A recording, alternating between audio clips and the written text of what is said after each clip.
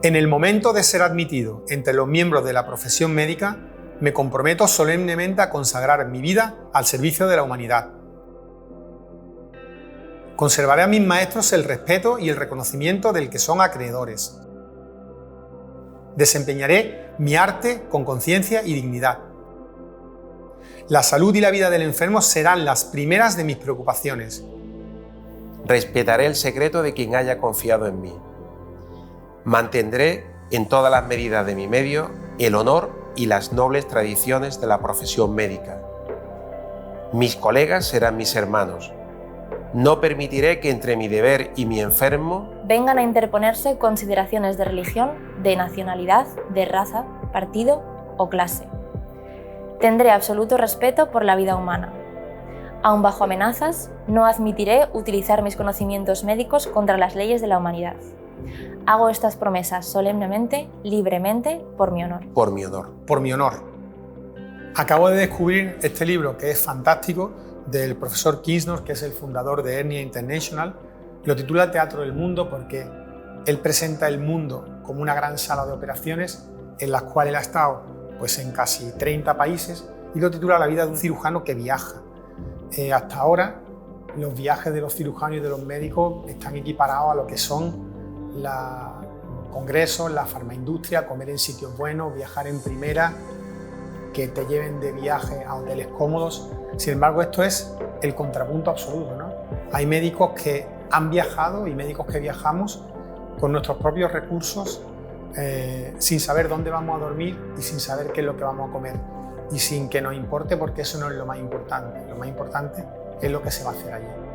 Y en eso me veo reflejado, y somos más cada día los profesionales sanitarios que nos queremos ver reflejados en el profesor Kinsnor, en el Teatro del Mundo y en los viajes de un cirujano.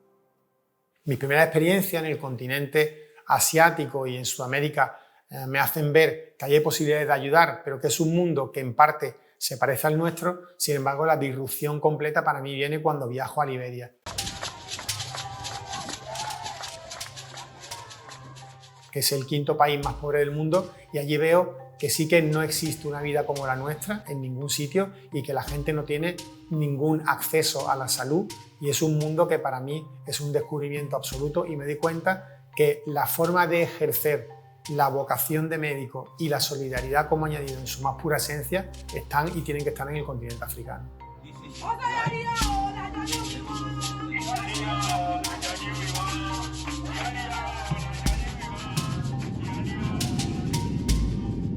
África es un continente que hace imposible el concepto de salud global. Es imposible hacerlo en un continente en el que 300 millones de personas viven en situación de extrema pobreza, y en la que muchas personas todavía pierden la vida por cuestiones que en países como España serían problemas médicos o incluso intervenciones quirúrgicas sencillas y básicas.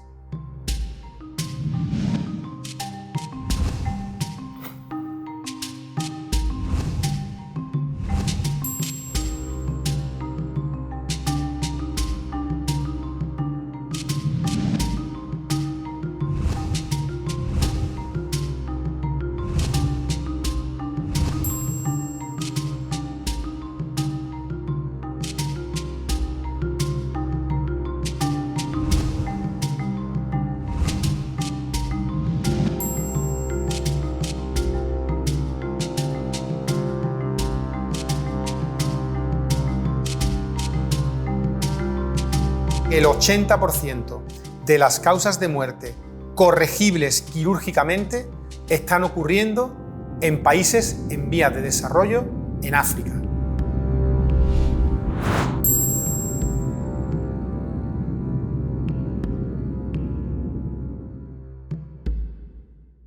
Una campaña quirúrgica no es solo la semana que se va a operar, o los 8 días o los 9 días que se va a trabajar.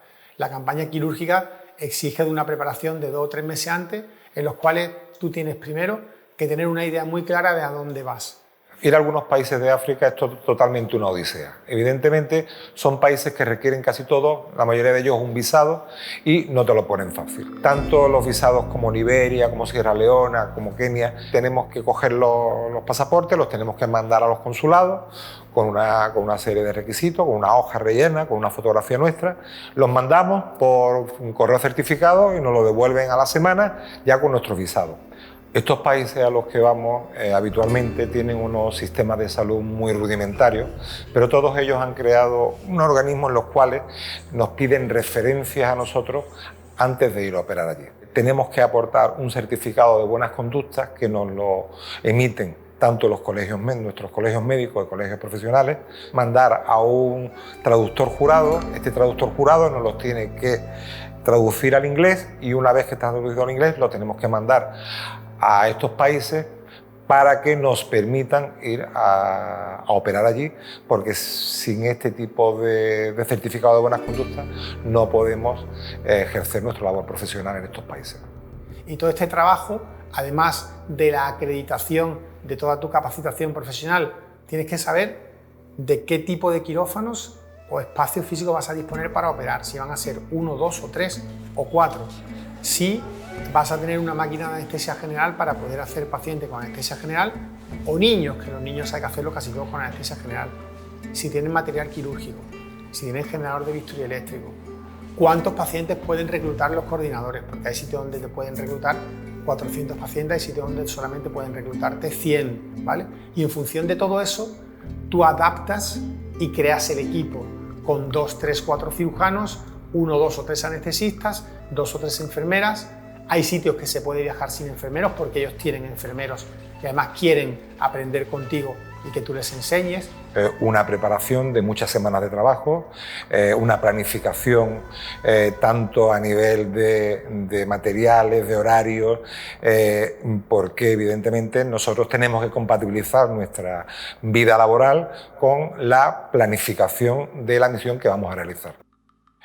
Contacto con la agencia de viajes para encontrar el vuelo, la mejor conexión, que tardemos el menos tiempo posible tanto a la ida como a la vuelta y sobre todo encontrar compañías que sean permisibles a la hora de permitir que podamos un exceso de volumen de mercancías, que casi siempre nos pasamos de kilos a la hora de embarcar.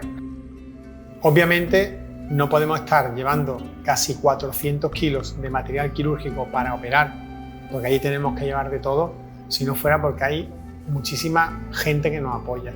Y esta gente no son solo los voluntarios de la Fundación, que somos los que vamos a hacer las campañas, sino grandes empresas que son muy sensibles a las necesidades que tenemos y que nos apoyan, como Moonlight Pharma, que nos ha dado muchísimos paños y material de menaje quirúrgico, como Medtronic, que nos facilita el sedador vascular para hacer la cirugía endocrina, como B. Braun, que nos da muchísimo material de sutura, o como por ejemplo Cardiolink, que nos da un montón de mallas y de materiales protésicos para poder operar las hernias, que son fundamentales.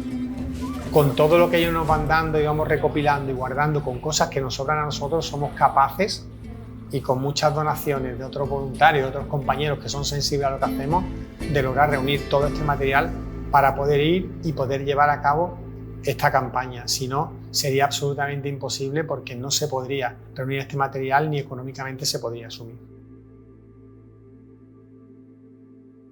Tenemos que tener una serie de vacunas por las cuales sin estas vacunaciones no podemos entrar en estos países. Una de ellas, la más importante, es la vacuna de la fiebre amarilla. Cuando vas a tu primera misión a África y vas por primera vez a Sanidad Exterior, lo primero que te vacunan, aparte de la fiebre amarilla, es de la salmonela y del cólera. Esta te tienes que vacunar y tienes que ir dándote recuerdo. ¿Qué haremos? Pues ahora iremos a Sanidad Exterior, veremos cómo tenemos nuestras cartillas de vacunación y si te necesitamos vacunarlo del cólera o de la salmonela, pues lo haremos para ir prevenidos. Previamente, una semana antes de empezar de viajar, comenzamos a tomar Malarone. El Malarone es un medicamento que previene que te infectes de paludismo. El paludismo es la malaria tradicional, que todo el mundo la conoce como malaria. Es una infección que te la transmite la picadura de un mosquito. Para evitar que te coman continuamente, te estás poniendo repelente y es tu olor habitual durante los 10 días que estás en la misión. Huele a repelente de mosquito y nada más. Pero bueno, te acostumbras, ¿eh? Al final te gusta, ¿eh? Bueno, cuando nos vamos a alguna cooperación siempre supone un esfuerzo tanto personal, profesional como familiar. La familia se queda intranquila el día que te vas y se vuelven muy contentos el día que te ven aparecer nuevamente por casa, ¿no? Es verdad que nos vamos a sitios muy organizados en cuanto al número de pacientes que vamos a operar, tener una buena infraestructura, porque si no, la misión siempre es un fracaso, ¿no? Y eso contamos con la seguridad de que va a salir hacia adelante. En algunos países el coordinador puede ser un médico, en otros un auxiliar. Todos comparten un rasgo común, que es una persona que ha decidido afrontar la responsabilidad de que un determinado condado o un determinado poblado pueda tener salud, y para eso él hace un esfuerzo muy grande, ha logrado contactar con organismos como Hernia International o Cirujano en Acción, firmar convenios de colaboración y establecerlos. Por eso es tan importante la figura del coordinador y al final termina siendo personas con las que habitualmente nos relacionamos, tratamos por correo electrónico, incluso por WhatsApp de forma habitual, pues como Moses Asia en Uganda o como Peter George en Liberia o como Samba Yalo en Sierra Leona o como Güero en Kenia, ¿no? Pues todo esto me ha enriquecido personalmente y lo he conocido gracias, que una cosa que siempre le agradeceré, a la doctora Teresa Butrón, que es la presidenta de Cirujanos en Acción, que confió en mí desde el primer momento para que yo pudiera coordinar y dirigir este tipo de proyectos, y yo estoy intentando pues también devolver la confianza que ella ha depositado en mí.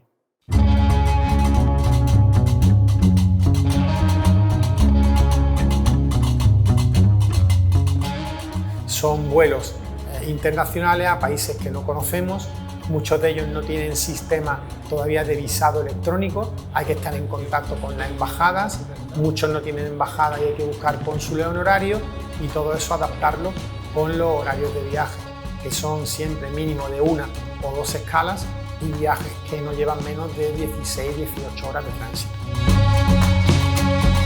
Si no sabes dónde está Benín, lo primero que tienes que hacer es informarte geográficamente de cómo está el país, saber cuál es su situación política. No se puede ir a sitios donde los voluntarios puedan tener el más mínimo conflicto ni pueda haber el más mínimo riesgo, y a partir de ahí buscar los contactos. Bueno, pues curiosamente, para contactar con las hermanas, con las monjitas del Hospital del Amor Redentor de Benín, el contacto inicial fue el padre Martín, que es un cura de Benín que trabaja en Madrid, y él habla perfectamente español y fue el que me dio el contacto de las hermanas para poder empezar a hablar con ellas. Las hermanas Oportún, que es la que se encarga de organizar el hospital y de traer a los enfermos, y la hermana Rufín, que la hermana Rufín es la que coordina lo que son los 2 quirófanos. Bueno, pues ellas ya me dijeron que había 2 quirófanos, que solamente tenían una máquina de anestesia general, y yo con eso ya sé que necesito 3 cirujanos, no más, y 2 o 3 enfermeros, no más, y 2 anestesistas. ¿Por qué? Porque ellos no te pueden prestar el apoyo más que de un médico generalista que contratan con los recursos del hospital para poder ver a los pacientes hospitalizados durante esos días, porque ellos no tienen hospitalización normalmente.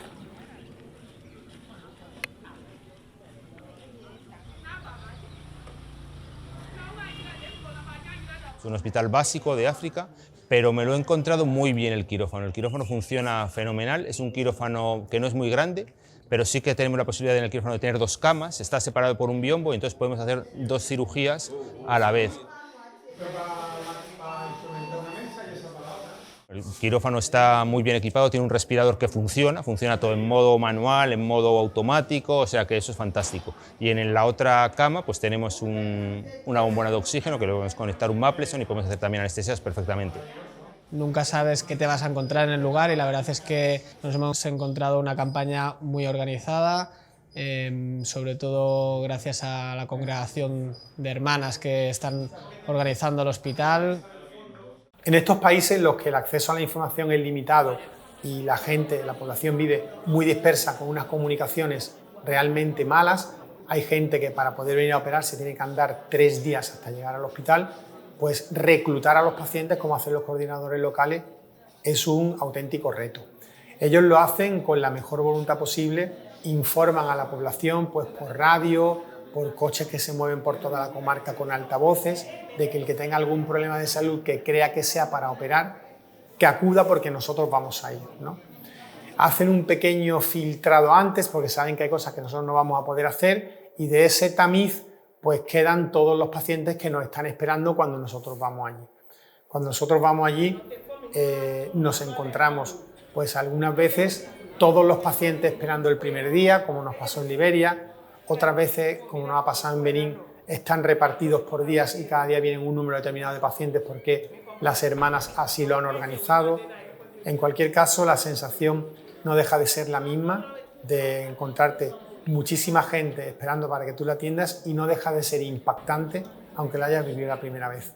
Yo no he visto nunca 400 personas para ver si las podías atender y decirle la famosa frase de usted sí se opera, porque a muchos, por desgracia, por distintos motivos le tenemos que decir que no se pueden operar, y es un momento en el que, aunque ya lo hayas vivido, jamás te acostumbras. Te encuentras con personas que no tienen absolutamente ningún recurso. Todo lo que nos puedan contar por la prensa, por la televisión, que podamos ver, es nada comparado con la realidad de lo que allí vemos. ¿Y hasta dónde podemos llegar nosotros allí operando patologías? ¿Dónde ponemos el límite? Pues es difícil, porque aunque las campañas intentamos que básicamente sean de hernias y ahora de tiroides, ellos vienen con enfermedades con la esperanza de que tú lo soluciones. Y muchas de ellas pues van un poco más allá de los límites que nosotros planteamos de complejidad y cuesta trabajo decir que no. Y en las últimas campañas hemos operado bazos gigantes y hemos, incluso en la campaña de Liberia, operado un tumor renal, que son cosas que si tú con seguridad lo puedes hacer y dar ese paso, pues es muy bueno para ellos porque además les soluciona un problema que si no, no le va a solucionar a nadie, que es algo que a ti también te condiciona a la hora de tomar las decisiones, ¿no? Nos da mucha pena cuando a un paciente le decimos que no podemos ayudarlo, que no podemos hacer eso porque no tenemos los recursos suficientes. Te miran a la cara y realmente cuando tú le miras la cara, le ves los ojos, sabes que tienes que ayudarlo como sea. La importancia de operar estas patologías tiene dos explicaciones fundamentalmente. La primera es que esta población vive fundamentalmente de su físico. Es decir, ellos viven de traer y llevar cosas de un lado a otro, de cargar a estructuras pesadas, de viajar en moto, y una hernia para un varón joven, aparte de lo grotesco que nos parece a la imagen cuando lo vemos, es una limitación porque el intestino se sale por ahí para que lo entendamos y esa persona no puede realizar un esfuerzo físico, con lo cual su familia no va a poder tener una forma de mantenerse y de salir adelante. Algo parecido pasa también con las mujeres, cuando tienen estos bocios gigantes que también las limitan a la hora de hacer actividad física, porque estos bocios comprimen la tráquea, no pueden respirar bien, no pueden tragar bien, y luego para una mujer es tremendamente deformante estéticamente y motivo de exclusión incluso, porque son mujeres que en sociedades que son tribales y machistas, la mayoría, pues son repudiadas, son excluidas y son mujeres que están desprovistas de dignidad, ¿no? ¿Qué decir de los queloides, que son las cicatrices deformantes gigantes que veis en las imágenes que estamos poniendo, que son personas que llevan la cabeza tapada con un paño continuamente, o chicas que no se pueden poner pendientes porque hacen unas reacciones brutales? Por eso estas cirugías tienen una particularidad en el continente africano que no existen en ningún otro sitio, que es que tú devuelves al paciente su salud y a la persona su dignidad. Y eso le da un valor inigualable e incomparable al trabajo que allí realizas y te deja una sensación del trabajo bien hecho que no puedes experimentar de ninguna otra manera. Cuando tú vas a estos sitios, tu idea es operar a todo el mundo que se pueda, no decir que no a casi nadie. La cirugía que más frecuentemente se hace en todas estas campañas es la cirugía de la hernia, porque es el padecimiento que más frecuentemente operamos los cirujanos en nuestra práctica clínica diaria. Aquí en nuestro medio se van operando los pacientes conforme van teniendo hernias. Allí no hay posibilidad de que se operen. Imaginaros millones de hombres acumulándose un año detrás de otro sin estar operados de una hernia, las necesidades que hay. Pues esta es la patología fundamental. ¿Por qué? Porque cumple las premisas de lo que hay que hacer en el continente africano, que son patologías que no sean realmente complejas, patologías que a los enfermos se puedan ir de alta en el mismo día, que no sean susceptibles de tener complicaciones grandes en el postoperatorio y que se puedan operar a muchísimos pacientes en un corto espacio de tiempo. Te enfrentas a patologías que, como dice César, tienen el mismo nombre pero son totalmente diferentes. No es lo mismo una hernia inguinal de España que de África, son muchísimo más complejas y eso te hace crecer y aprender en cada cirugía. Ya llevamos más de 100 pacientes, pero pacientes complejos, porque hemos hecho, pues ya llevamos 30 y tantos bocios, pero bocios africanos, que no son los españoles. Bueno, pues en esta cirugía nosotros sí que hemos sido un poco pioneros, hemos hecho ya más de 150 pacientes en las distintas campañas y en esta última de Benín, por ejemplo, hemos operado 38 pacientes de cirugía de bocio con unos resultados excelentes. El hecho de poder hacer tiroidectomías te obliga a un compromiso añadido, que es que cuando tú a una persona le quitas una glándula tan importante para nuestro cuerpo como es el tiroides, nuestro cuerpo necesita el soporte de la hormona tiroidea para poder seguir funcionando el resto de la vida. Entonces, tú no puedes hacer esta cirugía si no tienes un compromiso de que vas a aportar esa medicación para el paciente el resto de la vida, si no cambias una enfermedad por otra. Bueno, pues en esto nosotros contamos con el soporte de la Fundación Vida Pharma, que acudió a nuestro rescate cuando le pedimos que nos donara medicación y nos ha dado una beca para dar medicación a estas pacientes de forma mantenida, y es de justicia reconocerlo porque es uno de los mecanismos que tenemos de aporte y de apoyo para estas campañas. Al mismo tiempo nos ha donado también cajas de analgésicos para que los pacientes operados de hernia se vayan en su postoperatorio, cada uno con su cajita de ibuprofeno o de paracetamol, y puedan tener un postoperatorio más plácido porque no tienen acceso a esa medicación allí. El principio básico del cirujano es el de no hacer daño, el de no maleficencia. Y eso es algo que siempre tenemos grabados en nuestra cabeza. Cuando nos vamos a una misión, a una cooperación a países africanos, pues lo que siempre tenemos presente es que tenemos que realizar las operaciones con el máximo nivel de calidad.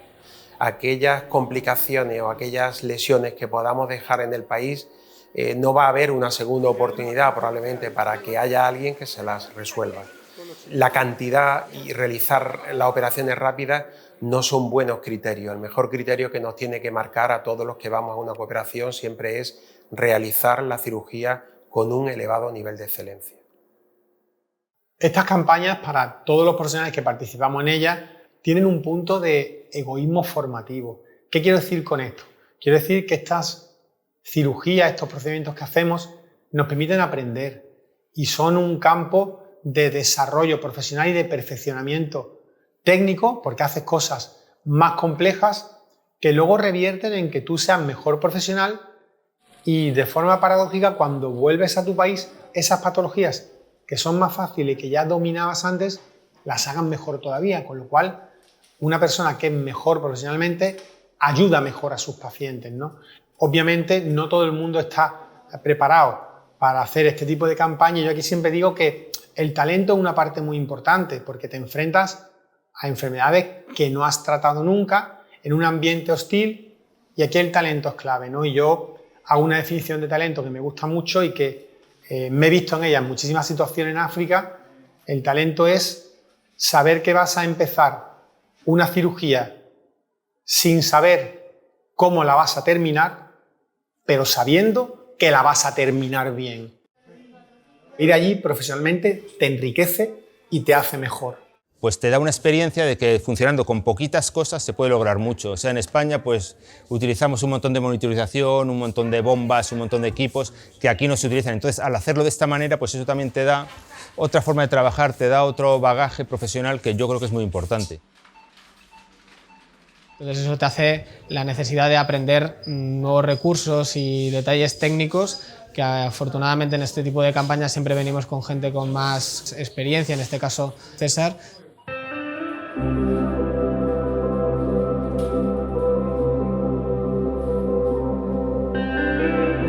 Yo no soy ninguna excepción. El trabajo del médico tiene que ser vocacional y yo tengo la vocación desde pequeño.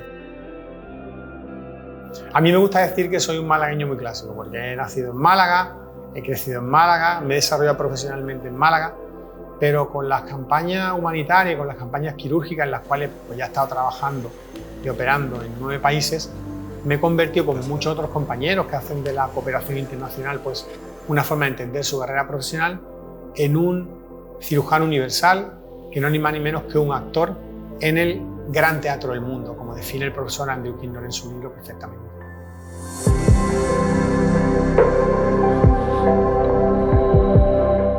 Es un guía y es una persona que se involucra mucho en las misiones. Es el que habla con la coordinadora, habla con el ministro, habla con cirujanos en acción, habla con quien tenga que hablar, pues para que no tengamos ningún problema a la hora de llegar, a la hora de trabajar y sobre todo a la hora de volver.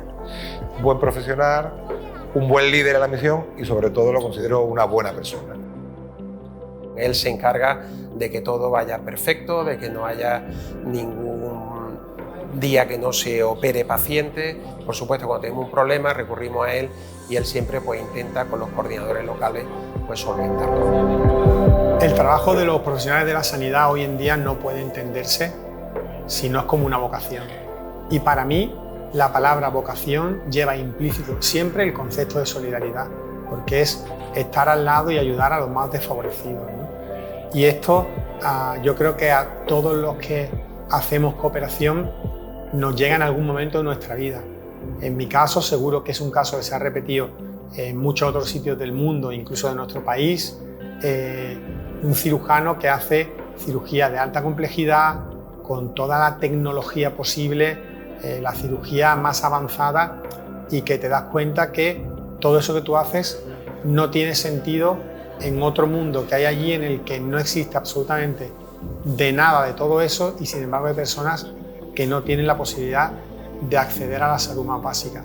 Y es un momento en el que tú puedes prestar todo tu conocimiento profesional y hacerlo pues dando y devolviendo un poco a los demás lo que tú has recibido y la suerte que tú tienes de poder hacerlo, ¿no? Y creo que esa es la historia de muchos profesionales de los que nos dedicamos a la cooperación internacional y que formamos parte de este tipo de campañas.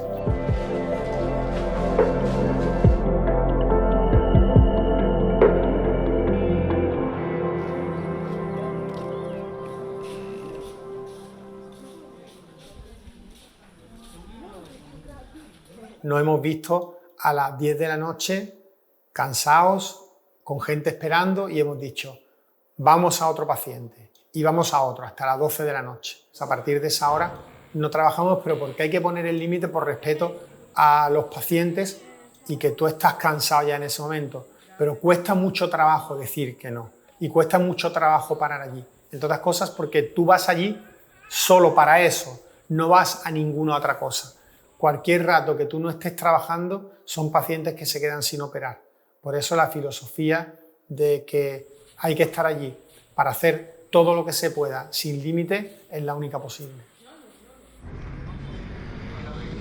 Al final del día, pues bueno, cuando terminábamos de operar, la verdad que las monjitas de allí, la verdad que han sido encantadoras, nos han dado todo lo que han tenido. Quiero decir, ellas tenían un huerto y de allí, de lo que ellas comían, pues nos preparaban cena a nosotros con todo su cariño, relajarte y tomar fuerzas para el día siguiente.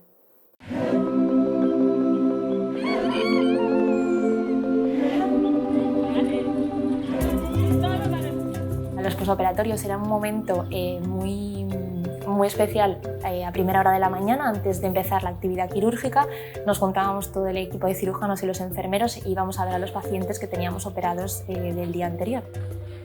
El seguimiento postoperatorio es un momento clave y es una cosa muy especial para nosotros, porque estamos acostumbrados a ver a nuestros enfermos de uno en uno aquí, y ahí entramos en salas de hombres, salas de mujeres, y nos encontramos a 15, 20, 25 personas en cada una de las salas que la hemos operado el día anterior, todas compartiendo espacio físico, todas compartiendo la alegría de haber sido operadas, y la han compartido además unas con otras, y es un momento muy especial porque además ellos ya te ven como la persona que le ha quitado ese bocio tan grande, o como el cirujano que le ha solucionado el problema de la hernia que le lleva tanto tiempo invalidado e incapacitado.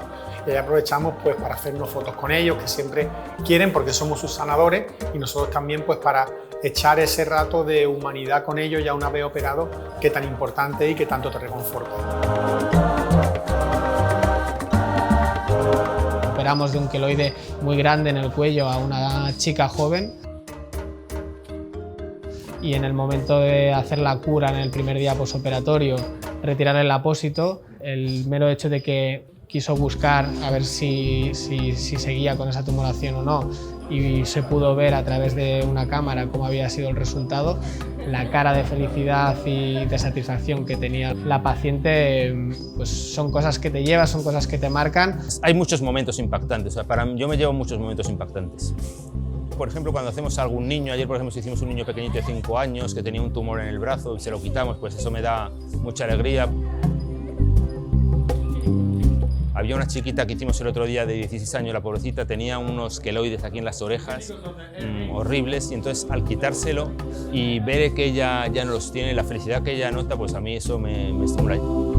Cuando íbamos pasando al lado de ellos era très bon travail, très bon travail, très bon travail, que eso para ellos es la señal de agradecimiento de todo lo que has hecho a lo largo del día. Siempre cuando sales por la puerta te dicen buen trabajo, muchas gracias, todos te lo agradecen, siempre tienen una sonrisa y con eso es suficiente, vamos. Te sonreían, muchos te hacían así, que simplemente con eso y con una sonrisa ya te vale, ya él sabe, o sea, el paciente sabe que va bien, tú sabes que él está bien, que no tiene dolor. Ese momento para ellos es algo muy importante y que a ti también te da mucha satisfacción.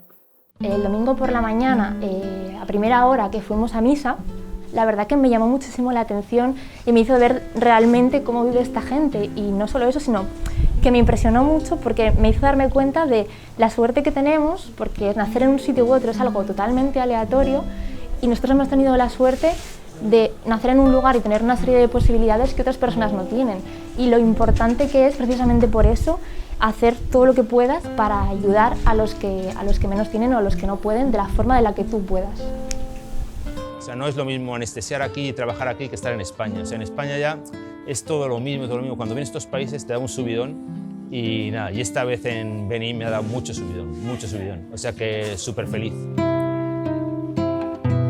La realidad supera todo lo esperado y ha sido, la verdad, una experiencia formidable. Cualquier persona que sea un poco sensible, que sea un poco humana, que vea a la gente que estás salvando vidas, que no sé, que esta gente que tanto lo necesita, te llevas también una alegría que es impresionante. O sea que al que le engancha, le engancha. Me parece algo brutal que un grupo de personas que no tienen nada en común ni se conocen vengan aquí a ayudar a gente que no conocen, a trabajar como locos para intentar aportar algo porque el mundo sea un sitio mejor, y eso me parece alucinante, la verdad. Nous rendons grâce à Dieu pour tout et nous leur souhaitons de continuer cette mission et pour le bien-être de la population. Merci. Toute la population est vraiment reconnaissante pour tout ce qu'ils ont eu à faire, Dr. César et toute son équipe, une équipe magnifique.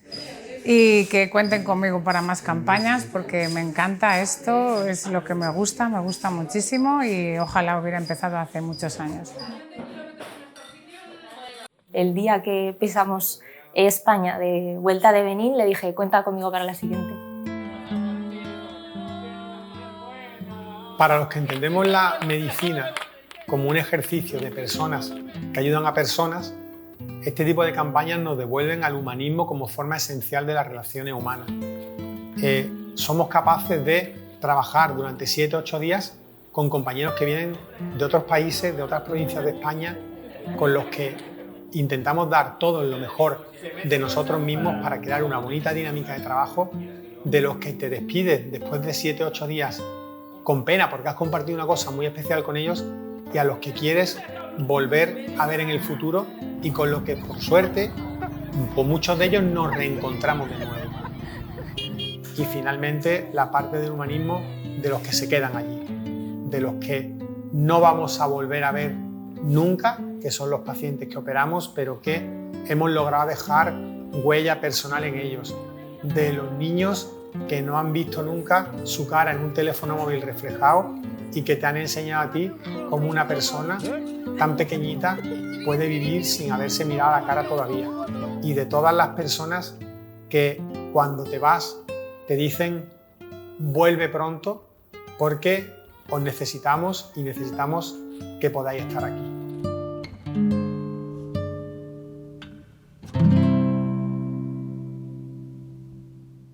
Bueno, ya habéis visto lo que es la organización de la campaña, cómo se hace, cómo se lleva a cabo, cómo se termina. Y esto es lo que hacemos de forma repetida todos los voluntarios de la Fundación Cirujanos en Acción, y lo hacemos pues en número de 6, 7, 8, 10 campañas al año. Pero se pueden hacer muchísimas más cosas entre todos. ¿Qué queremos desde la Fundación Bisturí Solidario? Lo que queremos es que no tengamos que ir con tantas cosas cuando vamos, que tengan material suficiente, tecnología suficiente y recursos suficientes para poder hacernos más fácil nuestro trabajo, que estén mejor preparados porque hayamos podido aportar infraestructura, que ellos puedan tener la posibilidad de que sus pacientes sean operados por personas de allí enseñadas por nosotros. Hay muchísimas cosas que se pueden hacer. Este paso adelante no se puede realizar sin recursos económicos, sin apoyo y sin ayuda. Y en eso yo creo que es en lo que desde nuestra fundación queremos dar el empuje con la solidaridad y el esfuerzo de la gente de Málaga. Nosotros desarrollamos la Fundación César Ramírez Bisturí Solidario porque teníamos que hacer un encaje jurídico y como organización para dar respuesta, por un lado, al compromiso que tiene con la solidaridad César Ramírez, también al compromiso mío con el humanismo médico. Junto con Fernando Navas, que es nuestro cerebro económico, teníamos que buscar la forma de hacer posible que la confianza que transmiten los malagueños en nosotros la pudiéramos traducir en recursos para las misiones en el tercer mundo. De los problemas que tenemos aquí me río porque problemas los que hay allí. Aquí no hay problemas. Yo creo que la solidaridad es un poco transmitir nuestro conocimiento, ayudar a las personas. El médico tiene que estar para curar, para ayudar y cuando no es posible nada de eso, para acompañar. Yo creo que cuando no le podemos ayudar, acompañamos, le damos explicaciones. Y yo creo que es una función donde te enriquece. Muchas veces te trae mucho más de lo que tú puedes aportar. Doy mucho, pero recibo muchísimo más. Uno se da cuenta que va a ayudar, pero se introduce en un círculo virtuoso de solidaridad. Cuanto más da, uno recibe más humanamente. Y entonces eso se perpetúa.